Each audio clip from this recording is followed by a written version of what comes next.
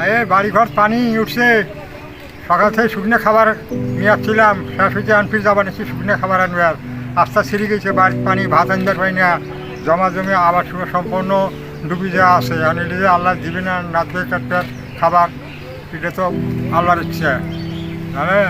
এখন তো এই রাস্তা ছিঁড়ে যায়, এক কোমর পানি হয়ে গেছে রাস্তা পার হওয়ার পরে, কাপড় চোপড় ভিজিয়ে পার হয়ে যাবে নাকি বাজারে শুকনো খাবার আনবে।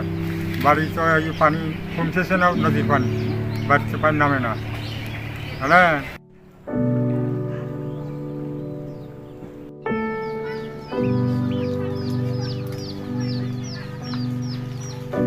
এই তো নদী ভাঙি গেছে, কালকে আইতের গ্রামের লোকজন আসিয়া ওদের ঘর একটা সারিয়া যে রাখি দিছি।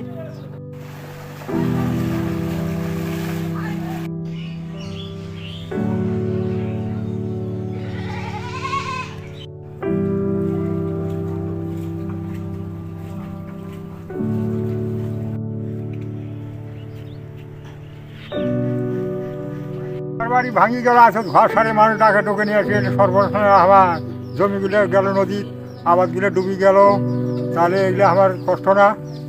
ঘর বাড়ি যদি থাকি না তাও না হইলে, আবাদও শেষ হলে ঘর বাড়ি যদি যায় তাহলে কেমন করে বাঁচবো?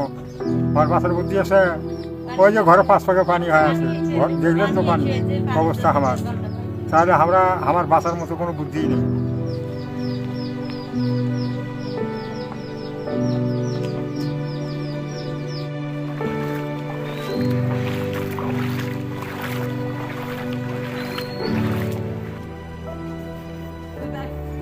এবার আবার এইরকম বন্যা হচ্ছে, এখন বৃষ্টির পানি হচ্ছে, এখন ঘরের ভেতর পানি, গোয়ালি ঘরে পানি, আঙ্গিনায় পানি, সবাই টিউবওয়েলের পরে পানি, কেউ যাইতে পারতেছে না, রাঁধতে পারতেছে না, খাইতে পারতেছে না।